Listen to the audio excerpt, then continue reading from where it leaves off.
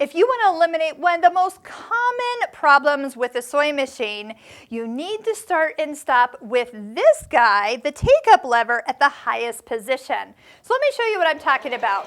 When you stop sewing, your mechanical machine, like this one, the Singer Heavy Duty 4452, is going to stop wherever you stop. So right now, like the needle's up out of the fabric right here, but the take-up lever is not at the top, meaning this stitch is not finished yet. So if you pull this out and cut your thread and go to start again, that's usually when like your thread comes out of the needle. People talk about having to always hold on to their threads when they start to sew. I don't have to hold on to my threads when I start to sew because I finish the stitch. So take the hand wheel, always turn it towards you. That's also important, never away from you because that kind of backs up a stitch. But bring that take-up lever to the highest point, take your fabric out, cut your threads, and watch, I'm not going to hold them.